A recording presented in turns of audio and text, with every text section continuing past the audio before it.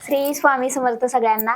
तर भरपूर लोकांना असा प्रश्न पडलाय की ताई तुम्ही स्वामी सेवा कशी करता, स्वामी सेवा म्हणजे काय करता नेमकं.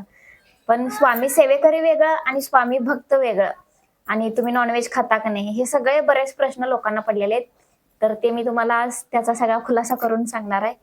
तर मी स्वामी सेवा म्हणजे काय करते, मला माझ्या संसारातून, माझ्या फावल्या वेळेतून मी स्वामींचा नामजप करते. रोज सकाळी त्यांची पूजा करते आणि दर गुरुवारी न चुकता स्वामी समर्थांच्या केंद्रात जाऊन त्यांची आरती करते. असं नाही की सगळं आपला संसार सोडून मी असं दुसऱ्यांना सांगत फिरतोय की तुम्ही स्वामी सेवा करा. कसं आहे, स्वामी सेवा ही मनापासून केली पाहिजे. असं नाही की कोणतर सांगून केलं पाहिजे. मी मला जमल तसं फक्त देवाचा नामजप, स्वामींचा जप, एक माळ जप ओढते आणि एवढंच करते. बाकीचं काय नाही आहे. दर गुरुवारी न चुकता पण आरतीला जाते. 6:30 वाजता स्वामींची आरती असते, ती आरती करते. आणि ज्या वेळेस मला मंदिरात जाऊन आरती करता येत नाही त्यावेळेस मी मनापासूनच घरातूनच स्वामींना मनापासून प्रार्थना करते की स्वामी मला आज मी येऊ शकणार नाही तिथं.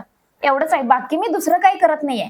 आणि आत्ताच स्वामींचं पारायण झालं, पण त्या पारायणाला पण मला बसता आलं नाही. का तर भरपूर त्याचे हे असतात, इकडं बाहेर पडून चालत नाही, ओबडधोबड काय खाऊन चालत नाही. आणि मी ह्या क्षेत्रात उतरले की मला ते सगळं करावं लागते. दुसरीकडे माझ्या व्हिडिओसाठी मला बाहेर जायला लागतंय, पाहुणे पै माझे येतात ते बघायला लागतंय, त्यांना जेवण करायला लागतंय, सगळं सगळं. आणि ते कसं आहे, स्वामी समर्थांचं पारायण म्हटलं तर ते 7 दिवसाचं पारायण असते आणि ते ह्या शनिवारी बसलं की पुढच्या शनिवारपर्यंत असते. 7 दिवसाचं पारायण असते आणि 8व्या दिवशी त्याचं उद्यापन असते. त्या वेळेत म्हणजे दुसरं कुणाच्या घरी जायचं नसते, कांदा लसूण वगैरेचे पदार्थ असले काही खायचे नसतात, दुसऱ्यांना उनी दुनी बोलायचं नसतंय. असेच म्हणजे भरपूर त्यात हे आहे, पण मला ते जमलं नाही आहे. पण ज्याची इच्छा असेल ते 8 दिवसाचं करू शकताय. शनिवारपासून पारायणला बसायचं असते. कुठल्याही पारायणला बसताना म्हणजे स्वामी समर्थांचं जर पारायण करणार असलं तर शनिवारपासून पारायणाचा पहिला अध्याय वाचायला सुरुवात करायचं. पहाटेच्या वेळी 11च्या आत करायचं असते, पण पहाटेच्या वेळी केलेलं सगळ्यात उत्तम असं आहे. आमच्या संसारातून जेवढा वेळ मिळेल, तुमच्या घरात जर देवारा असेल तर देवारा तुम्ही काय करताय, कधी जर आपण दररोज असं पूजा करतो आणि तेवढं आपलं तुमचं काय नाईकबा ज्योतिबा वगैरे असं आपण नाव घेतो, तसंच सेम तसंच स्वामींना काही वेगळं लागत नाही. म्हणजे आम्ही तर बाबा वेगळं देत नाही, त्यांची भरपूर असं तर आम्ही फक्त उठल्यावर सकाळी पूजा करायची आणि स्वामीचा जप करायचा. 108 मण्यांची माळ आणली आम्ही आणि ती 108 मण्यांची माळ आम्ही 10 मिनिटं संध्याकाळी दररोज जप करतोय. कुणाला जमत असेल तर करू नका, कारण की अखंड तुमच्या मुखात स्वामींचं नाव असेल तर काही लागत नाही. स्वामींचं एक वाक्य आहे की तुम्ही माझ्या मंदिरात नाही आला तर चालेल, तुम्ही माझं नाव घेतलं नाही तर चालेल, पण तुम्ही तुमचं कष्ट प्रामाणिक करा. त्यामुळं आणि स्वामींची भक्ती आणि स्वामींची सेवा ही वेगवेगळी आहेत ना, म्हणजे सेवेकरी वेगळे आहेत. तर कमेंट आल्या तुला युट्यूबला की तुम्ही स्वामींची सेवेकरी आहे का. सेवेकरी म्हणजे काय, सेवेकरी म्हणजे पूर्ण वेळ त्यात वाहून घेतलेली व्यक्ती सेवेकरी म्हणजे. आणि भक्ती म्हणजे काय, आपण भक्त जसं आपल्या संसारातून आपल्याला वेळ मिळेल तसं आपण भक्ती करायची स्वामी समर्थ. मी सेवेकरी नाही आहे, भक्ती आहे. म्हणजे मी मनापासून स्वामींची भक्ती करतोय.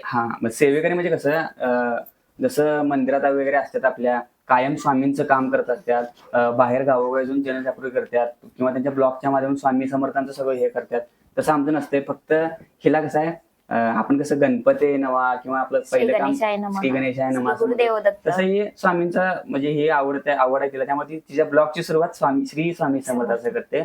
त्यामुळं आमच्या तोंडात स्वामी समर्थांचं नाव येते. आणि म्हणजे हे भक्ती आणि सेवेकरी हे दोन वेगवेगळे आहेत. आणि परवाच एकदा हिला म्हणजे एक व्हिडिओ आलता, एक मोठे कंटेंट क्रिएटर आहे तिने असं बोललेलं की कशाला म्हणजे आमचे ब्लॉग तिने बघत नसतील, कारण आता ट्रेंड आलाय की स्वामींची एक रील जरी टाकली तर ती व्हायरल होत्या. आणि असे पण भरपूर लोक आहेत, त्यांना पण काय हे म्हणून चालणार नाही की स्वामींच्या फक्त लाईक्स आणि व्ह्यूज साठी स्वामींचं नाव घ्यायचं, स्वामींचं सगळं सांगायचं, असं भरपूर लोक करायला.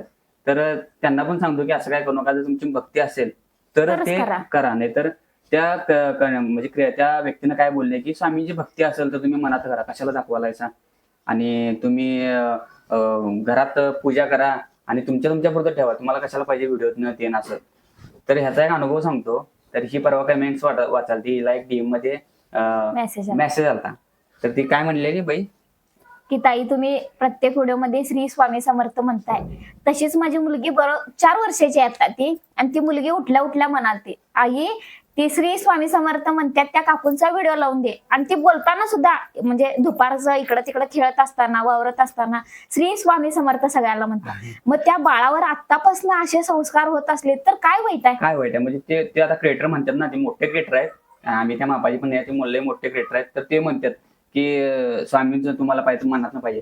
तर हे संस्कार जर तुम्ही रील करताय ना चांगल्या, तर स्वामींचं नाव तुमच्या त्या 4 वर्षाच्या मुलगीच्या मुखात यायला लागलंय आणि संस्कार तुम्हाला तिथनं पाहिजे. मग तुम्हाला रील्स कसल्या पाहिजेत? अश्लील म्हणजे ओंगळवाण्या किंवा कसल्या पण अर्थ नसणाऱ्या तुम्हाला रील पाहिजे काय? आमच्या थ्रू एक स्वामी समर्थांचं नाव त्या 4 वर्षाच्या मुलगीच्या ह्याच्यात आलं. ती ताई मला हे व्हिडिओ बघून ते मेसेज करा बरं का, कारण की मला ते नाव माहित नाही त्या ताईंचं. आणि म्हणजे मी असं ही ते कमेंट वाचून खरोखर भारी वाटलं आम्हाला. म्हणजे एवढं लहान बाळ आणि कसं काय ते म्हणजे उठता बसता सारखं म्हणतंय श्री स्वामी समर्थ सगळ्यांना पुढे. आणि तेच डायलॉग म्हणजे जे मी वाक्य बोलतोय श्री स्वामी समर्थ सगळ्यांना, तसंच ते बाळ सुद्धा घरी म्हणते बोलते. आणि ते कसं आहे, हिला जरा ते कमेंटचं मोबाईल हँग होते, त्यामुळे ती कमेंटचं ती स्क्रीनशॉट ठेवणार होता. तर ते मोबाईल हँग झाल्यामुळे ते गेलं. आणि तिला जास्त इंस्टाग्राम मधलं त्यांनी कसं आहे, डीएम मधलं त्यांना म्हणजे ती करते एडिटिंग वगैरे, मेसेज वगैरे करते, पण नंतर तिला लवकर ते डीएम मधलं रिप्लाय वगैरे येणं तिला लवकर जमत नाही, कारण कामं असतात घरात ना. आणि ते तिला वाचल्यानंतर स्क्रीनशॉट मारायला म्हटलं तर त्याच्यानंतर 3-4 हजार मेसेज पेंडिंग पडले. ते लवकर आम्हाला म्हणजे शोधता येणार झाले आम्हाला ते कुठं मेसेज. त्यामुळे त्या ताईंनी मला सांगा बरं काय की कोण आहे ती बाबा, आणि आम्हाला ते डीएम करा परत आणि एकदा. किंवा या ह्याच्यात जर मी स्क्रीनशॉट मारून ठेवला असतं तर आता तुम्हाला दाखवलं असतं, पण ते मोबाईल माझा थोडा प्रॉब्लेम होत असल्यामुळे मला ते करता आलं नाही. तर हे आपल्याला पाहिजे की स्वामी समर्थ आपल्या थ्रू चांगलं काय चाललंय, लोकांना त्या बाळक्या बाळावर चांगलं संस्कार व्हायला लागल्यात. मग काय प्रॉब्लेम आहे? स्वामी समर्थ तुम्ही नाव. आणि कसं आहे की लोकांना आपण सांगणं वेगळं आणि स्वतःहून त्यांच्या मनात येणं वेगळं. असं नाही की तुम्ही पण ती स्वामी सेवा करा. आपलं स्वतःला वाटलं पाहिजे की आपण ती केलं पाहिजे. आपल्याला जर सगळ्या प्रश्नांची उत्तरं किंवा आपल्याला जर मार्ग सापडणार असेल तर तुम्ही नक्की करून बघा. असं नाही की मी सांगतोय म्हणून करा, पण भरपूर जर मनापासून स्वामींची भक्ती केला तर मार्ग नक्कीच सापडत जाणार. कारण स्वामी नक्की पाठीशी उभा राहतात. हा माझा 2-3 वेळा आलेला अनुभव आहे. मी एकाच आठवड्यात 2-3 वेळा स्वामींचा म्हणजे प्रचिती मिळाल्या मला, ती मी तुम्हाला सांगितलं. पण तर शेवटचा प्रश्न, कारण की ब्लॉग जास्त होते, शेवटचा प्रश्न की ताई तुम्ही नॉनव्हेज खाताय का? स्वामी सेवा करताय, स्वामी भक्ती करताय, तर नॉनव्हेज खाताय का? तर मी आधी नॉनव्हेज खात होते. म्हणजे आधीपासूनच माझा आणि नॉनव्हेजचा जरा तिरोसच आहे. मी त्याचा मसालाच खात होते. घरात मला सगळे ओरडत होते की काय त्या मसाल्यात पित्त होतंय, खात जा, जरा प्रोटीन मिळतात त्यातून. पण कसं आहे, मला जास्त जातच नव्हतं. आणि ह्या स्वामी सेवेत म्हणजे जेव्हापासून मी स्वामींची भक्ती करालोय तेव्हापासूनच माझी म्हणजे खायचं हेच झालंय. आधी आठवड्यातून आमच्या घरात 2 वेळा आणत होते, का तर मुलं बाळ आहेत, त्यांना आवडते, घरातले आमच्या सगळ्या आवडीने खात्यात म्हणून. पण जशी मी स्वामी भक्ती करायला लागलोय तेव्हापासून नॉनव्हेज पूर्ण बंद झाले. आणि याच्यामुळे म्हणजे माझी इच्छाच मेली की त्याच्यातनं. म्हणजे असं नाही की स्वामी बंद करतात, पण जेव्हापासून मी स्वामींचा जप करायला लागलोय आणि कसं आहे की मी जप करायला लागलो तर आणि नॉनव्हेज खाल्लं तर मला जप करता येणार नाही. म्हणजे माझ्यात आणि स्वामी समर्थांच्यात अंतर यायला ना. मग कसं झालं, माझ्या मनापासूनच जर मला जप करता येणार नाही तर कशाला पाहिजे मला नॉनव्हेज. म्हणजे असं झालंय की महाराजांच्या जर सेवेत गेला तर आपलं आपण नॉनव्हेज खाणं बंद. भक्ती करायला तर नॉनव्हेज आपणच बंद होते, कारण की खायची इच्छाच होत नाही. काय आहे ते आता मला पण एवढं माहित नाही, पण माझी तर इच्छाच गेल्या खायची. आणि जर तुम्ही खाणार असाल तर खाऊ शकता. स्वामी समर्थांना नुसतं नॉनव्हेज चालत नाही असं नाहीये. कुठल्याच देवाला नॉनव्हेज हे चालत नाही. आणि घरी आपण केलं तर मला कमेंट आलं ना की ताई तुम्ही नॉनव्हेज खाता काय आणि सेवा कशी करता. मग कसं आहे, जर तुम्ही नॉनव्हेज खात असेल तर कुठल्याच देवाला चालत नाही. कुठल्याच देवापाशी म्हणजे आपल्या घरात जो देवार आहे ना तिथं सुद्धा आपल्याला जाऊन चालत नाही. कुठल्याच देवाला नॉनव्हेज चालत नाही. प्रत्येकाच्या मनाची नॉनव्हेज खाण्याची इच्छा आहे. मी त्यावर काय सांगू शकत नाही. जोर जबरदस्ती नाही. भरपूर प्रश्न आहे. कसं होते की स्वामींची सेवा वेगळी समस्या, तर तसं काही नाही आहे की तुमच्या घरात जर देवार आहे ना तर देवार कुठल्याच देवाला तुम्हाला नॉनव्हेज हे चालतच नाही. स्वामी असू देत किंवा इतर देव असू. देवारात आपल्याला दिवा तर सकाळ संध्याकाळी लावायलाच लागतोय. मग ते दुपारी जर खाल्लं तर संध्याकाळी कसं लावणार ना. त्यामुळे आपल्याला देवाऱ्यापाशी जाऊनच चालत नाही. ज्या दिवशी तुम्ही खाताय त्या दिवशी तुमचा आणि देवाचा काहीही संबंध नाही. म्हणजे तिथं जायचंच नाही तुम्ही.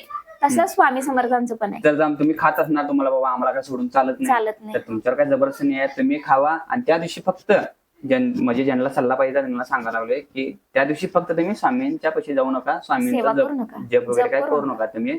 मला तुमच्या प्रश्नाची उत्तरं मिळाली असतील की नॉनव्हेजच्या बद्दल काय आहे, तर स्वामींचं नाही तर कुठल्याही देवाला चालत नाही. नाही. ज्याप्रमाणे त्यांचा नियम पाळताय त्याचप्रमाणे तुम्ही स्वामींचा नियम पाळा. फक्त नॉनव्हेज खाल्ला तर तिकडे जाऊ नका. जाऊ नका. आणि तुम्ही हे करा म्हणजे काय सेवा करा किंवा भक्ती करा, स्वामींचं नामजप करा, तुम्ही अखंड नामजप करा. आणि एक काय पॉइंट आहे की परवा आम्ही एक आयुर्वेदिक पावडरचं तुम्हाला दाखवलेलं, त्यावर एक कमेंट आलती की तुम्ही ताई तुमच्यावर खूप लोकांचा विश्वास आहे आणि तुम्ही असं काही दाखवू नका.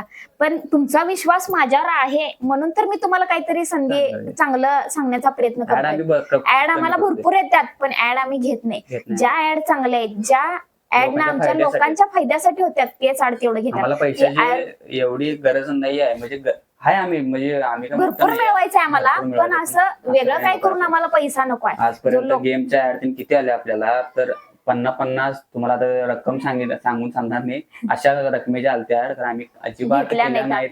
तोच तेव्हा जे बोललेलो तेच तुम्हाला आता सुद्धा सांगतोय. आता सुद्धा माझी आयडी मोठी झाली, हिची आयडी सुद्धा मोठी झाल्या. अजून सुद्धा तेच सांगतोय की आम्हाला जे वरून पैसे येतात तेवढंच आम्हाला बसाय, लोकांचे तळतळाट आम्हाला घ्यायचे नाहीत. चला आपल्या सगळ्या ह्याची प्रश्नांची उत्तर तुम्हाला ह्या व्हिडिओमध्ये मिळालेच असतील. तर एवढंच इथंच थांबूया. श्री स्वामी समर्थ.